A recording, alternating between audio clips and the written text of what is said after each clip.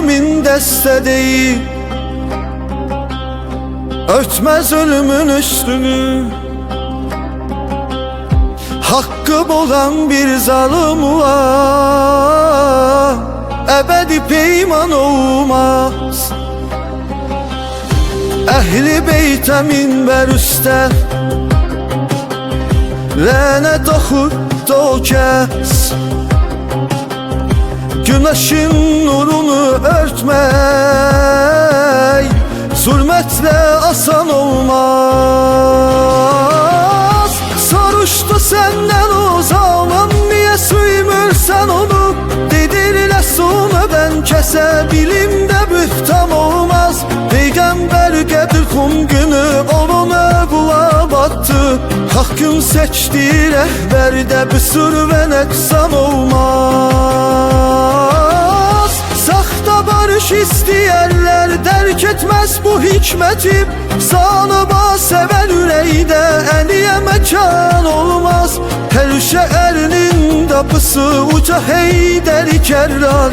Bu sirli xəzinələrdən dərin bir ümman olmaz. Heydər dağısını fetheden mürşidi kamil odur.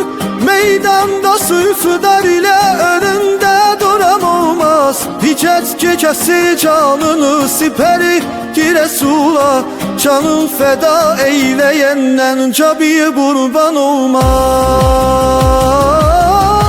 Geceler kişe küreyde yetimleri axtara, elindeyim şefkati kimi dəkleren oğlan olmaz.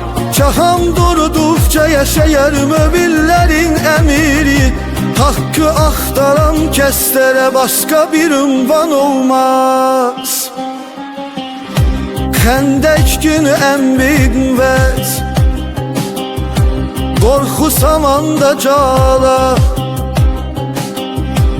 Elinin tek serbesine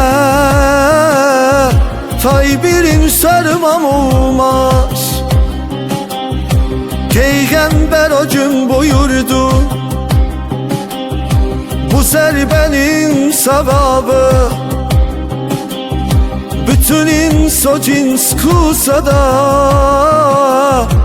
İbadet asan olmaz.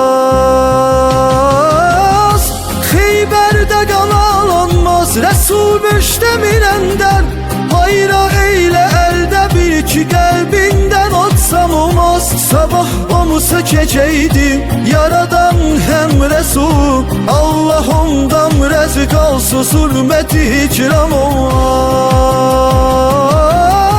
O kes kaçmaz hiç meydandan, qalxmaz yağı düşmenden. Hakkın aslanından başka bile qəhrəman olmaz.